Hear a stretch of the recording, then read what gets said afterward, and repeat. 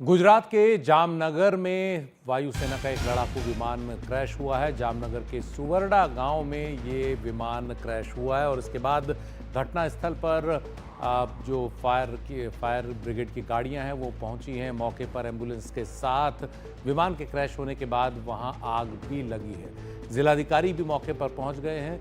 ये सेना का जगुआर लड़ाकू विमान बताया जा रहा है।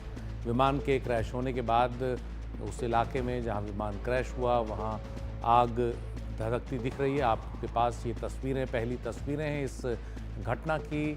जामनगर का जो पूरा प्रशासनिक अमला है वो अलर्ट हो गया है और ये लग रहा है कि जिस जगह पर ये विमान गिरा है वहां पर आसपास कुछ और जो चीज़ हैं या बस्ती हैं या मकान हैं उनमें भी आग लगी है। अभी ये स्पष्ट नहीं हुआ है कि क्या किसी रिहायशी इलाके के ऊपर गिरा है या कहीं और। हमारे सहयोगी राजीव रंजन हमारे साथ हैं।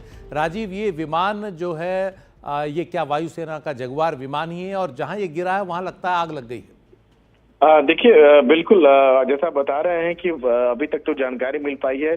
भारतीय वायुसेना का लड़ाकू विमान जगुआर है जो अटैक जो फाइटर है, यानी दुश्मन के इलाके में जाके बहुत नीचे लेवल पर, यानी नीचे लेवल पर जब फ्लाई करता है तो यानी उसके रडार के जद में नहीं आता है। तो जब भी इस तरह की लड़ाई की अगर नौबत आती है और दुश्मन के इलाके में घुसने की बात होती है तो यह जो फाइटर जो है बहुत कारगर होता है। हालांकि पुराना एयरक्राफ्ट हो चुका है लेकिन इसको अपग्रेड किया गया है।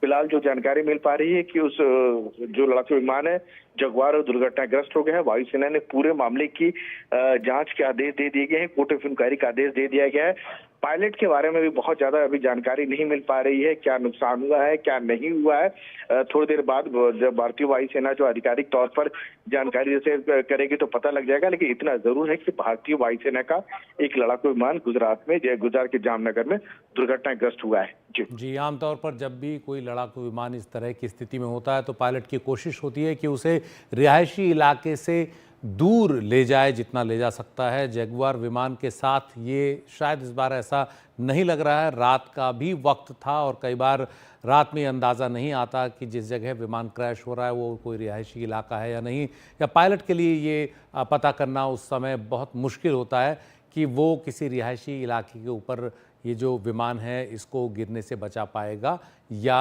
नहीं।